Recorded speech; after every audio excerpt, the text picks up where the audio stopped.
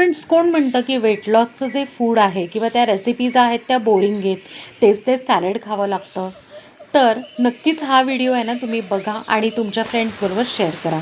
इथे आपण 2 प्रकारचे रायते करत आहोत. पहिला आहे शेवग्याचा रायता, दुसरा आहे दुधी भोपळ्याचा रायता.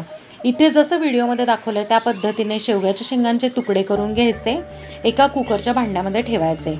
दुसरीकडे आपण कोवळा दुधी भोपळा घेतला आहे, सोलून त्याचे बारीक तुकडे करायचे आणि बारीक तुकडे जे आहेत ते दुसऱ्या कुकरच्या भांड्यामध्ये ठेवायचे. हे दोन्ही भांडी आहे ना कुकरमध्ये ठेवून 2 शिट्ट्या काढून शिजवून घ्यायचे. आता पहिला रायता आपण करत आहोत शेवग्याचा.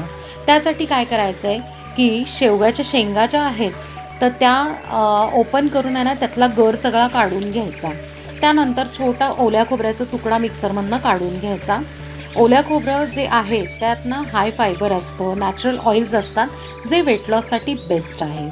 त्यानंतर आपण आहे ना एका बाउलमध्ये इकडे दही घेतलेलं आहे. दही मस्त फेटून घ्यायचं आणि त्यात ना हे ओल्या खोबऱ्याचं जे आपण पावडर केलेली आहे किंवा बारीक वाटून घेतलं आहे ते घालून घ्यायचं.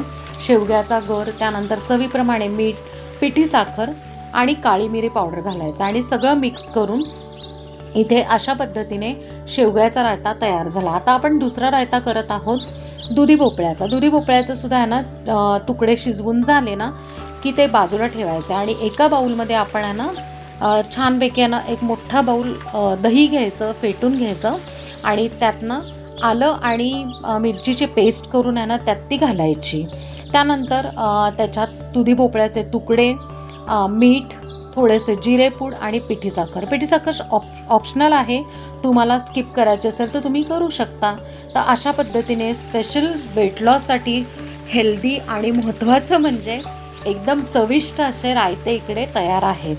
तर आता हा जर रायता तुम्ही एकदा करून बघितला तर तुम्ही नक्कीच आलटून पलटून रोज एक मोठा बाऊल रायता तुम्ही ना वेट लॉससाठी खाल आणि झटपट तुमचं वजन कमी होईल.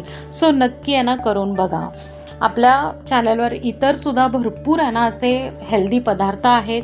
त्यासाठी आपल्या चॅनलला सबस्क्राईब करा, लाईक करा, शेअर करा. आणि महत्त्वाचं म्हणजे आता हे जे रायते केलेले आहेत तर हे तुम्ही आहे ना ऑफिसमध्ये सुद्धा कॅरी करू शकता. पोळी भाजीचा कंटाळा आला किंवा काही ह्याचा कंटाळा आला तर नक्कीच करून घेऊ शकता.